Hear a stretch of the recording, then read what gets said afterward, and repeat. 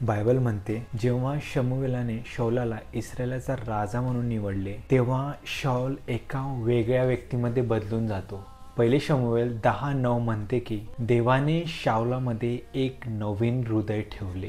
त्याने त्याला एक नवीन इच्छा दिल्या, नवीन दृष्टिकोन दिला आणि स्वतःला पाहण्याचे एक नवीन मार्ग दिले. पुष्कळ वेळा आपल्याला आपल्या स्वतःला मर्यादेमध्ये ठेवणारी एकच गोष्ट असते, ती म्हणजे आपली मानसिकता, आपला माइंडसेट. चुकीची मानसिकता आपल्याला खूप जास्त हानिकारक असते. एखाद्याला क्षमा न करण्याची शक्ती, जुन्या ज्या वेदना असतात त्या पुन्हा जागणे, भूतकाळामध्ये झालेल्या एखाद्या गोष्टी असतील त्या गोष्टी पुन्हा पुन्हा आठवणे, या सगळ्या गोष्टी करून आपण स्वतःला मारहाण करत असतो. हे सर्व विचार आपला जो ॲटिट्यूड असतो तो एक प्रकारे निगेटिव्ह बनवत असतो आणि हा निगेटिव्ह ॲटिट्यूड आपल्याला एका नकारात्मक सायकलमध्ये अडकवून देत असतो. बऱ्याच लोकांनी मुक्त होण्याचा प्रयत्न केला या गोष्टीपासून, पण त्यांना ही गोष्ट कधीच जमली नाही.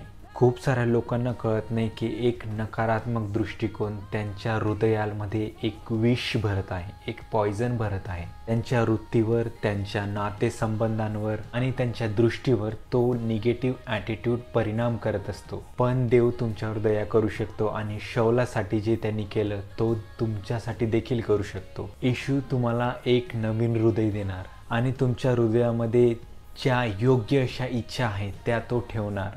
येशू तुम्हाला क्षमा करण्याची शक्ती देणार. स्वतःबद्दल सकारात्मकरित्या तुम्ही कसे राहू शकतात याबद्दल तुम्हाला शक्ती पुरवणार आणि बुद्धिमत्ता देणार. तुमच्या जीवनामध्ये जे काही लोक आहेत त्यांच्यावर प्रेम करण्यासाठी, तुमच्या जीवनात जे कोणी लोक आहेत त्यांच्यावर प्रेम करण्याची शक्ती येशू तुम्हाला देऊ शकतो. त्याच्यानंतर चांगल्या गोष्टींची अपेक्षा ठेवण्याची शक्ती येशू तुम्हाला देऊ शकतो. येशू तुम्हाला एका अस्वस्थ मानसिक दृष्टिकोनामध्ये कधीच अडकून ठेवणार नाही. येशू तुमच्यामध्ये एक नवीन दृष्टिकोन तयार करणार, एक नवीन जीवन तुम्हाला देणार. पण यासाठी तुम्हाला एक गोष्ट करावं लागेल आणि ते म्हणजे तुम्हाला देवाशी एकमत राहावं लागेल. सैतानाला असे वाटतं की तुम्ही निराश होऊन पूर्ण आयुष्य तुम्ही जगत राहावं आणि मग काही दिवसांनी आपल्याला असं वाटायला लागतं की हा माझा शेवट होता, माझ्या आयुष्यामध्ये एवढ्याच गोष्टी होत्या. बट हे चुकीचं आहे.